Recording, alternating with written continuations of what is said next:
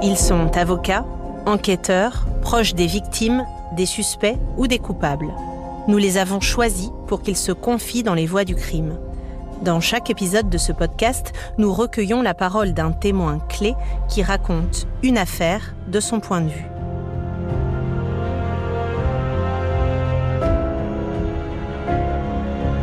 Je suis Plana Radenovic, journaliste au service police-justice de RTL, et dans cet épisode, j'ai choisi de donner la parole à Lila Saleh, cette jeune femme qui accuse le chef cuisinier Jean Humbert de violences physiques et psychologiques.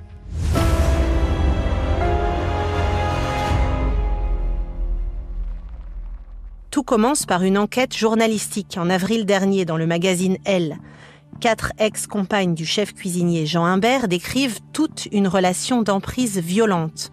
Parmi elles, l'ex-Miss France Alexandra Rosenfeld qui accuse notamment la star de Top Chef de lui avoir cassé le nez lors de leur relation en 2013-2014, et la comédienne Lila Saleh avec qui il était en couple juste avant. Cette dernière était âgée de 20 ans lorsqu'elle a rencontré Jean Humbert lors d'une soirée.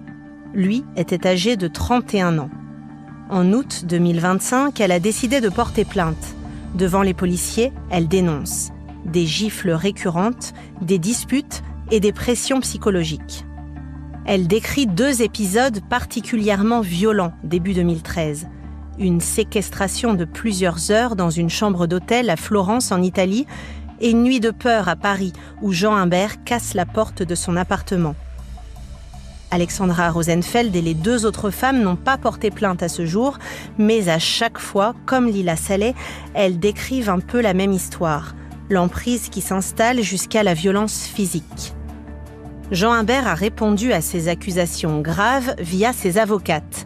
Dans un communiqué de presse, toutes 2 écrivent « Nous ne pouvons plus désormais laisser prospérer sans réagir des récits biaisés et tronqués, récits contredits par de nombreux éléments objectifs et par des témoignages qui continuent de parvenir à notre client. » La voix du crime de cet épisode, c'est Lila Saleh, l'une des jeunes femmes qui accuse Jean Humbert.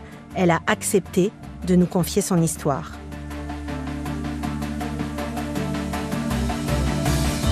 Bonjour Lila Saleh. Bonjour Plana. Alors, est-ce qu'on peut revenir au début de votre histoire ? Quand vous avez rencontré Jean Humbert, c'était en quelle année ? C'était en 2012. En fait, on s'est rencontrés pour la fête de fin de tournage d'un de mes films, Amour et Turbulence. Et les organisateurs avaient prévu une animation où il y avait tous les finalistes de la saison de 2012 de Top Chef, dont Jean Humbert, dont Juan et dont plusieurs. Et c'était très sympathique parce qu'ils étaient derrière les fourneaux et ils faisaient à manger en même temps que les gens se retrouvaient pour fêter donc la fête de fin de tournage d'Amour et Turbulence. Et au début, Jean Humbert ne vous intéresse pas, c'est ça ? Absolument pas. En fait, au départ, je suis plutôt attirée par les casseroles parce que je suis passionnée de cuisine.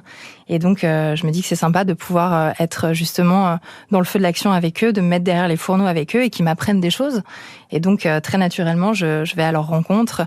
On commence à papoter. C'est vraiment très sympathique. Et même, on fait un concours pour découper et qui découpera le mieux. Parce que j'avais un petit niveau en cuisine, bon, alors évidemment pas le même que le leur, mais j'étais vraiment fascinée et passionnée par la cuisine, pas par Jean Humbert au départ. Il ne vous intéresse pas, mais lui, il va tout faire, vraiment tout faire pour vous intéresser, c'est ce que vous racontez. Moi, je crée un lien d'une soirée avec tout le monde, à égalité. Il n'y a pas de préférence, il n'y a pas d'attirance particulière. Il y a juste des gens avec qui j'interagis et avec qui ça se passe très bien. Même, on termine la soirée chez Jean avec tout le monde, donc je ne suis pas seule avec lui. À partir de ce moment-là, moi, j'ai très vite compris que lui était intéressé par moi, et je comprendrai plus tard que lui pensait que j'étais tombée follement amoureuse de lui tout de suite. Immédiatement. Pas une seule seconde de doute là-dessus. Forcément, j'ai eu un coup de foudre pour cet homme. Or, c'est absolument pas le cas. J'ai mis plusieurs temps avant que ce soit véritablement l'histoire qui s'écrit. Non, lui était persuadé que j'étais tombée folle amoureuse de lui instantanément. Quelles sont les étapes qui ont fait que vous vous êtes finalement mis ensemble ? Alors, ça a été très très vite ensuite, beaucoup de textos.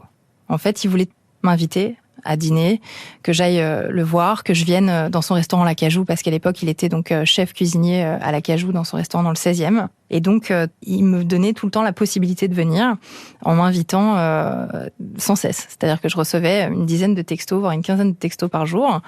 Mais viens, mais pourquoi t'es pas venu? J'aimerais vraiment que tu viennes. Je t'inviterai, je te ferai tel menu. Enfin, c'était charmant au départ, parce que c'est vrai que c'est beaucoup d'attention. Et c'est surtout une attention sortie de nulle part. C'est qu'au départ, vraiment, voilà, on se connaissait à peine. On s'était vu une fois. C'était sympa, mais enfin, pour moi, sans plus, quoi. Comment il a eu mon numéro de téléphone? En fait, tout simplement, c'est moi qui lui ai donné, parce que c'est vrai qu'on s'est super bien entendu au départ, amicalement. Donc, quand on a été chez lui ensuite, ça me paraissait logique, puisque j'ai découvert un groupe de personnes qui m'intéressaient et avec qui j'aurais pu continuer d'avoir des liens amicaux, tout simplement, quoi. Donc oui, il voulait que je vienne dans son resto. Ok, très bien. Au bout d'un moment, au bout de la 10e fois où t'es invité, pourquoi pas? Donc effectivement, j'ai accepté son invitation à dîner à l'Acajou. Oui, on a l'impression qu'il veut aussi un petit peu vous faire rêver. Vous m'aviez raconté qu'il vous avait emmené à Rungis spécialement pour acheter un homard, par exemple. Le premier soir. En fait, c'est quelque chose d'ailleurs de très récurrent, ça fait partie de son circuit. Rungis est un vrai moyen pour lui de nous en mettre plein la vue, parce que c'est vrai que c'est un monde qu'on ne connaît pas. Et donc, le premier dîner, il m'avait mis dans la petite salle qui était la salle la plus intime du restaurant. Et en fait, je vois 2 couverts. Donc, je comprends qu'en fait, je vais dîner avec quelqu'un. Et ce quelqu'un, c'est bien Jean.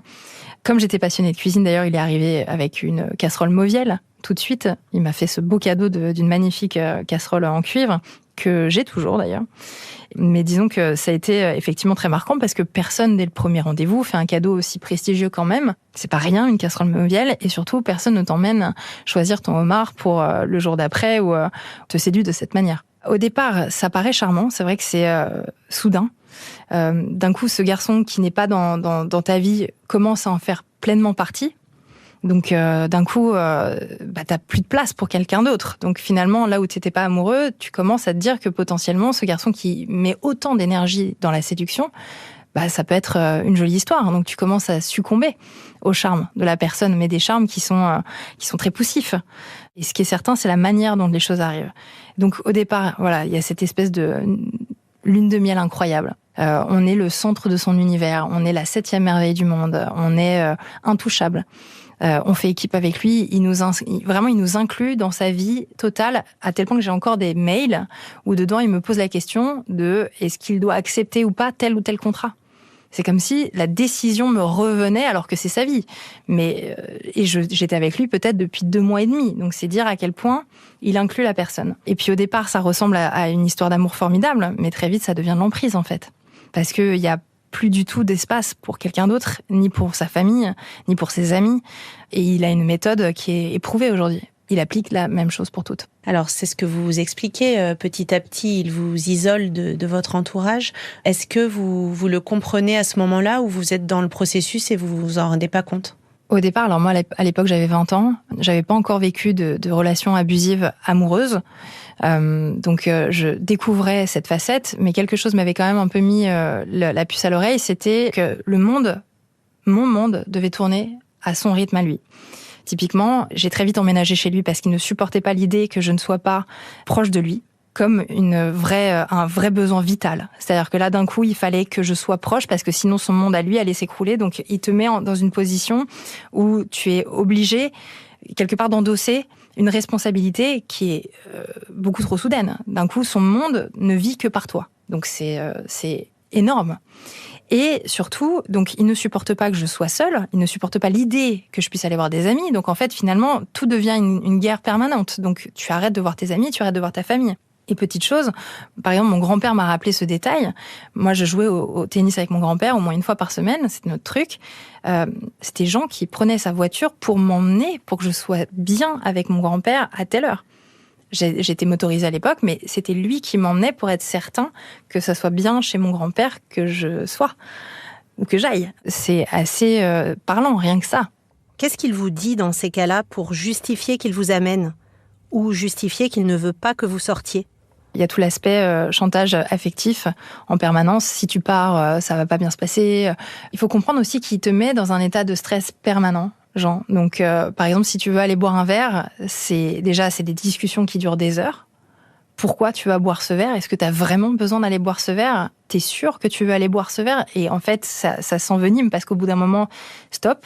Oui, j'ai envie d'aller boire ce verre. Oui, j'ai envie d'aller voir mes amis. Oui, j'ai envie d'avoir une vie. Mais ça le dépasse parce qu'il veut que tu respires à travers ses propres poumons.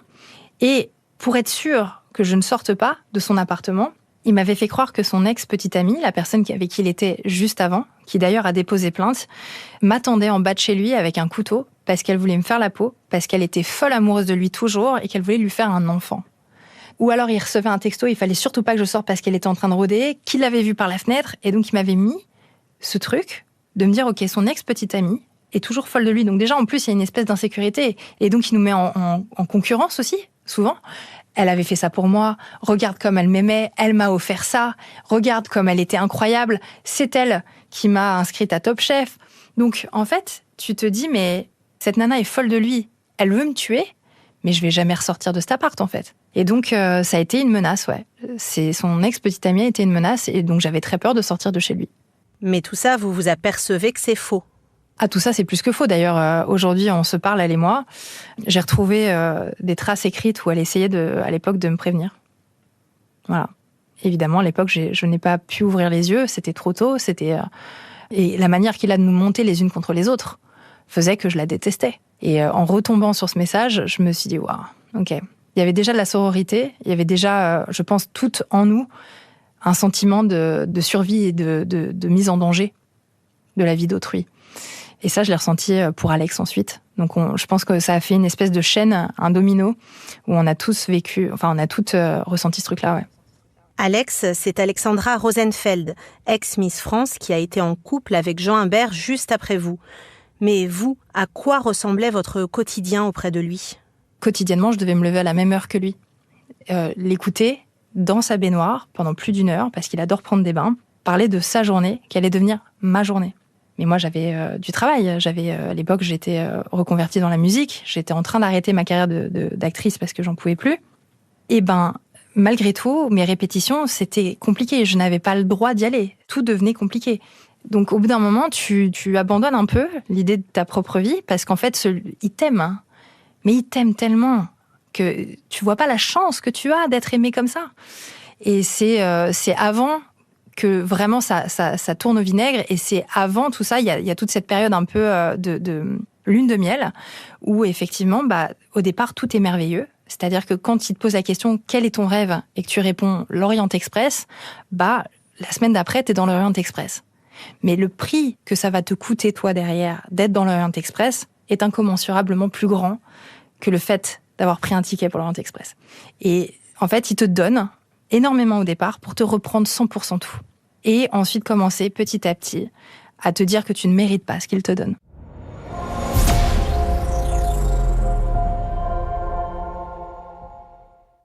Alors, on va venir aux épisodes de violence parce que ça va crescendo selon ce qu'on comprend de votre récit. Juste, je voulais revenir sur chez lui. Comment c'est chez lui ? Est-ce que vous pouvez nous décrire un petit peu ? Bien sûr. Alors, il habitait dans le 16e arrondissement. Et fait surprenant, c'est que c'était un appartement avec uniquement des photos de lui au mur avec des stars. Donc ça m'a marqué parce que il n'y avait mais vraiment encadré que des photos de lui, enlaçant des stars il devait avoir 16 ou 17 ans sur les photos, donc c'était personne à ce moment-là. De mon souvenir, il se payait son accréditation pour pouvoir approcher les stars, pour pouvoir faire ses photos, parce que déjà à l'époque, il était fasciné par la célébrité et que c'était son rêve absolu en fait. Et ça marque très tôt qui c'est Jean Humbert. On voit au travers tout de suite de ses photos que son unique but, c'est sa célébrité. Et que tout ce qui va l'amener à ça est un tremplin, mais tout ce qui ne lui sert plus, finalement, ne sert plus à rien. C'était très parlant, c'est la première chose qui m'a sauté aux yeux quand je suis arrivée la première fois, de me dire « Ah oui, il est fasciné par ça ». Donc quelque part, je comprenais un peu sa fascination pour moi, parce qu'à l'époque, j'étais comédienne et j'étais en plein élan et en plein essor. Et donc, j'ai compris après que je lui avais servi essentiellement pour mon carnet d'adresses. Mais ce qui est logique, parce que ça va s'inscrire dans une logique de grandir et dans une logique d'être connu de tous. C'est exactement ce qui est en train de se passer et ce qui s'est passé, et c'est pour ça qu'il en est là aujourd'hui. Parce que effectivement, il a utilisé à bon escient le carnet d'adresses des autres. Et bravo pour ça, parce que on peut lui reconnaître une chose, c'est qu'il a réussi son coup là-dessus. Mais en revanche, pour tout ce qui est personnel, Dans l'intimité, quand tu es sa compagne, c'est un autre sujet. Vous nous parliez des stratagèmes mis en place pour vous isoler, mais il va aussi vous attaquer directement, vous rabaisser. Qu'est-ce qu'il vous dit ? Et ça commence par des petites phrases à droite. Tiens, franchement là, j'apprécie pas du tout comment tu t'habilles. J'ai entendu, parce qu'il aime bien utiliser cette méthode-là, de dire qu'un tel lui a dit que. J'ai mon pote un tel qui t'a trouvé vraiment vulgaire. On va le dire clairement, fringué comme une pute. Il adore utiliser ce mot-là pour les femmes. Et d'ailleurs, à ce propos, toutes les femmes sont soit des tapins, soit amoureuses de lui. Voilà, donc il n'y a pas de demi-mesure. C'est-à-dire que et parfois même les deux. C'est un tapin qui est amoureuse de lui.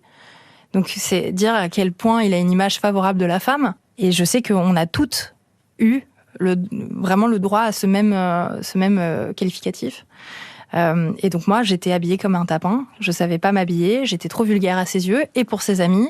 Et donc du coup, il fallait vraiment que je me reprenne parce que je lui faisais honte. D'un coup, ta vie à toi, ton passé, il l'assume pas du tout. Alors moi, j'étais comédienne en plus. Je suis beaucoup sortie. Enfin, je m'en cache pas. J'ai eu une vie vraiment très sympa d'adolescente. Faut dire que voilà, j'étais sur les plateaux de cinéma dès l'âge de 7 ans. Donc forcément, j'ai eu une vie d'enfant de la balle. Donc c'est mon milieu. Les spectacles, un peu le monde mondain aussi. Mais rien ne m'avait préparée à ça.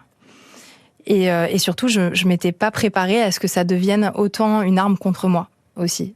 Et que ma vie d'avant soit aussi mal perçue par quelqu'un. J'étais une camée, j'étais qu'une droguée, je m'étais fait tourner par tout Paris, j'étais pas digne d'être avec lui. Et donc, effectivement, au départ, voilà, ça démarre par des petites réflexions qui deviennent une fois de temps en temps, jusqu'à devenir quotidienne et constante. Après, la discussion ne peut plus se faire que comme ça. Tu t'es vu franchement ce matin, mais t'es moche. Franchement, mais t'es dégueulasse. T'es con, c'est pas possible d'être con comme ça. Enfin, des trucs où tu te dis, mais ok, qu'est-ce que j'ai fait pour mériter ça ? Qu'est-ce qui va pas ce matin ? Qu'est-ce que hier, ça c'est... Enfin, et tout devient une question permanente et tu as envie d'essayer de comprendre pourquoi. D'un coup, tu te remets en question toi. Moi, je me suis vue aller acheter des fringues pour aller dans le cahier des charges de Monsieur Humbert. Comme de toute façon, je pouvais plus rentrer chez moi parce que j'avais pas le droit, donc il fallait bien que je m'habille. Malheureusement, je pouvais pas, donc il fallait que j'aille acheter. Donc cette relation m'a coûté de l'argent en plus là-dessus. C'est-à-dire qu'il a fallu que je me refasse entièrement une garde-robe pour lui plaire. Parce que ce que je mettais ne lui convenait pas. Et puis moi, il faut savoir que j'ai travaillé avec lui. Parce que comme du coup, il a vu que j'aimais la cuisine, pas bête, il s'est dit je vais la mettre en cuisine.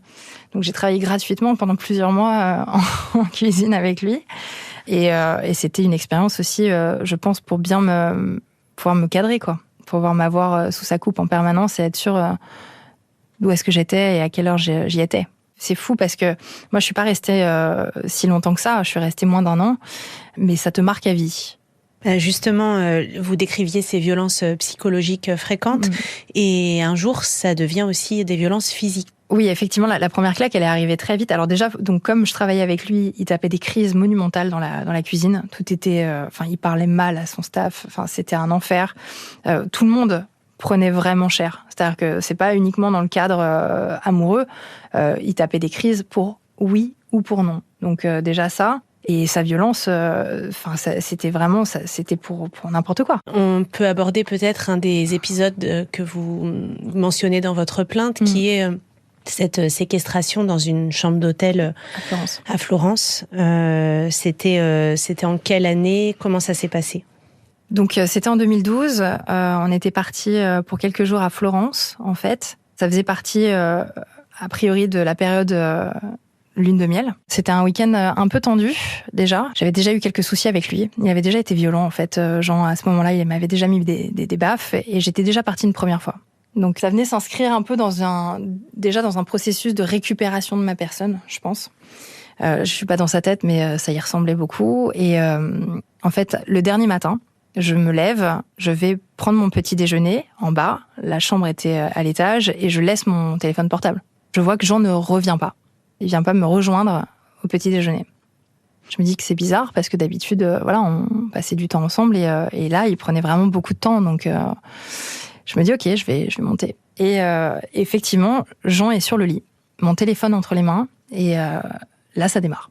Tout de suite, la première question, c'est qui ? Parce que je comprends dans son énervement que j'ai reçu un texto qui ne lui plaît pas.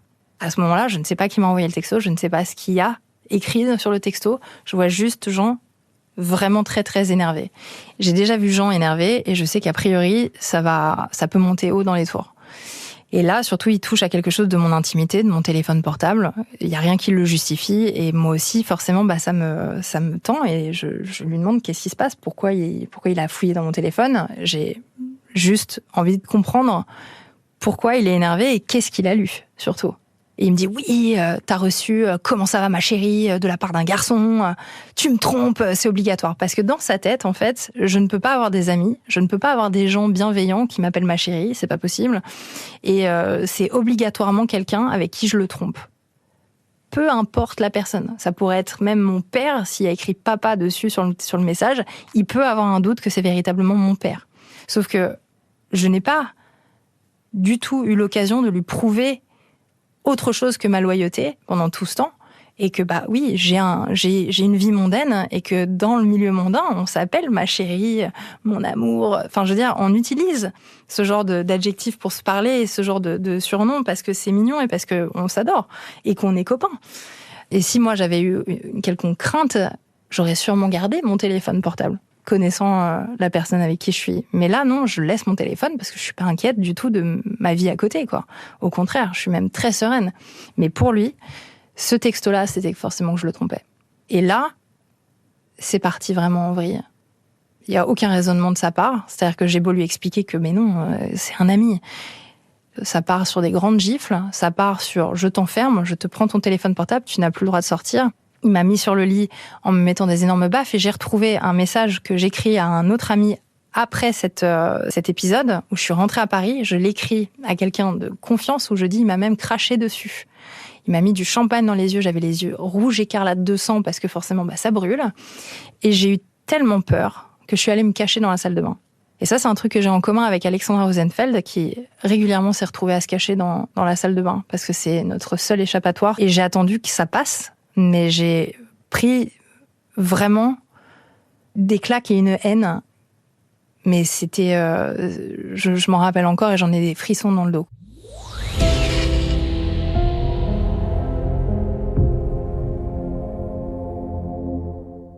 Et qu'est-ce que vous répondez aux avocates de Jean Imbert qui parlent des posts que vous avez faits durant ce week-end, notamment sur Instagram, qui semblent être comme des photos de week-end réussis, entre guillemets? Alors, il n'y a aucune photo de nous deux, déjà, première chose.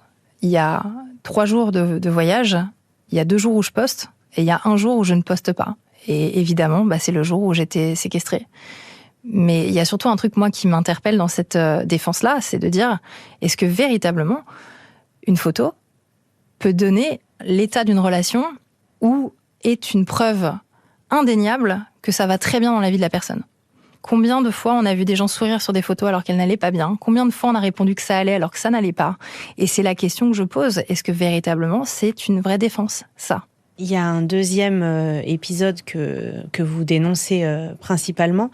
C'est à Paris, cette fois, vous êtes chez vous avec un ami et lui, il essaye de s'introduire chez vous. Est-ce que vous pouvez nous raconter ça? C'est la suite de ce qui s'est passé à Florence. En fait, Florence, donc il me séquestre. Je rentre à Paris, je suis terrorisée par cet homme. Je ne peux pas rentrer chez moi, j'ai trop peur qu'il revienne à la maison. Donc pendant 2 jours, je rentre à Paris et je ne veux pas rentrer chez moi parce que je sais qu'à un moment donné, Jean peut débarquer à n'importe quel moment. Et je demande à un autre ami, après ça, de rester avec moi. Et donc, je rentre chez moi, je suis pas sereine du tout. Et j'ai raison de pas l'être parce que dans la nuit, Jean va débarquer chez moi, va défoncer mes 2 portes palières, mais surtout avant ça, me mettre dans le noir. C'est-à-dire qu'il va arracher les fils électriques de mon appartement pour me plonger dans le noir le plus complet. Et la question que je me pose encore, c'est comment il a su que j'étais là? Parce que j'ai entendu dans la cour du bruit, j'ai tout de suite demandé à ce qu'on se taise parce que j'ai eu un pressentiment. Et il a quand même continué, quand bien même il n'y avait aucun signe de vie dans l'appartement. Et c'est dingue de se dire que sa colère, sa furie, ne s'est pas arrêtée à 2 portes palières. C'est-à-dire qu'il est entré par effraction chez moi. Il a réussi à s'introduire chez moi. Et c'est hallucinant parce qu'il n'avait aucune preuve que j'étais à l'intérieur. Je faisais plus un bruit, on était encore une fois cachés dans la salle de bain.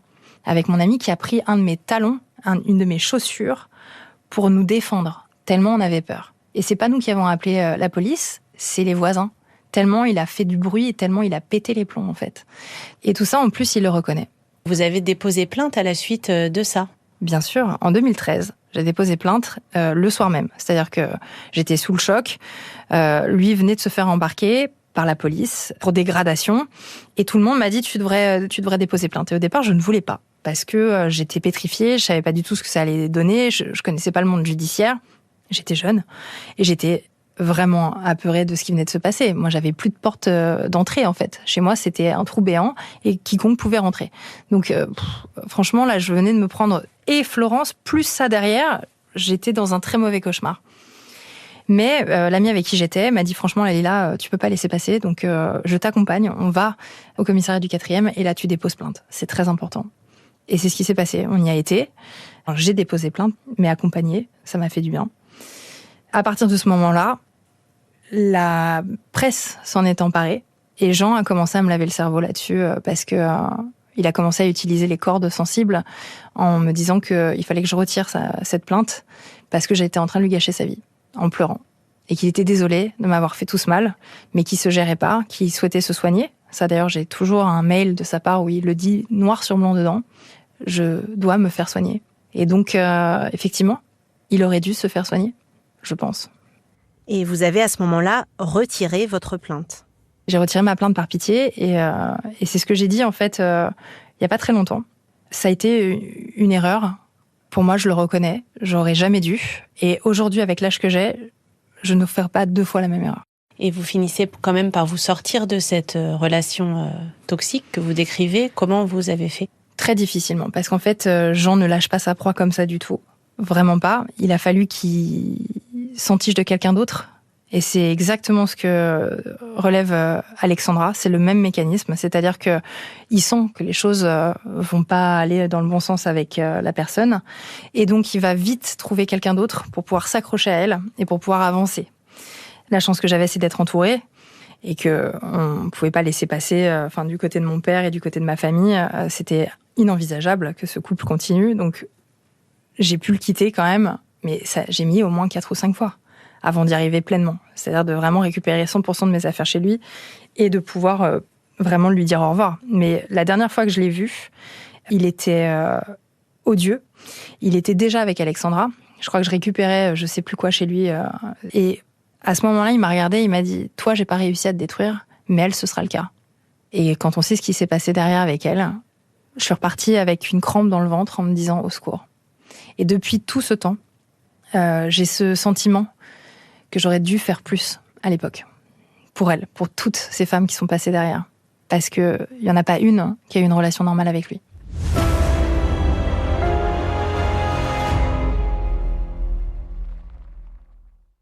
Et vous le faites maintenant puisque vous avez déposé plainte fin août, après avoir raconté votre histoire environ 1 an auparavant dans un magazine, dans le magazine Elle. Pourquoi vous faites ça aujourd'hui? Aujourd'hui, c'est comme rattraper le temps perdu, en fait. Parce que moi, ma vie s'est un peu arrêtée en 2013 sur ce sujet, avec toujours ce sentiment très tenace que j'aurais dû faire plus et mieux. Et quand j'ai compris que j'étais pas seule, je me suis dit que c'était pas possible, qu'il fallait que ça s'arrête, vraiment. Parce que là, on tient quelqu'un, c'est presque pathologique, quoi. On est capable toutes de retracer exactement la même histoire. Il y a même pas une virgule qui change. Et c'est ça qui est flippant. C'est-à-dire que moi, il se serait arrêté à moi. C'est sûr et certain que, pareil, voilà, j'aurais retiré ma plainte en 2013 et il y aurait pas eu de suite. Mais là, de voir qu'en 2024, il était encore sur le même mode, de me rendre compte qu'il y a des victimes qui se comptent, mais c'est plus que les doigts d'une main. Au bout d'un moment, c'est pas possible. On peut pas couvrir, on peut pas continuer ça. On peut pas accepter. Et quand je vois que notre parole, en plus, est entendue, pour toutes les femmes battues, c'est extrêmement important. Parce que c'est en faisant bouger les choses, c'est en parlant que la parole se libère aussi. Et moi, il y a un sujet dans cette affaire qui vraiment m'a sauté aux yeux et qui me pose vraiment problème dans le droit juridique français. C'est toute la période où c'est encore des faits non prescrits. Et la fameuse prescription des 6 ans. Je trouve que c'est beaucoup trop court. Typiquement, moi, j'ai déposé plainte tout en sachant que malheureusement, mes faits étaient prescrits. Mais je l'ai quand même fait de manière symbolique, parce que je reprenais ma plainte de 2013 en catégorisant des nouveaux faits, parce que la séquestration, à l'époque, je ne m'étais même pas rendu compte que c'en était une. Il a fallu tout ce temps, il m'a fallu 12 ans pour comprendre que j'avais été séquestrée par lui. Je m'étais juste arrêtée aux violences physiques. Mais en plus de ça, maintenant, j'ai découvert les violences psychologiques, qui sont aussi caractérisées. Et en fait, ça faisait beaucoup, là.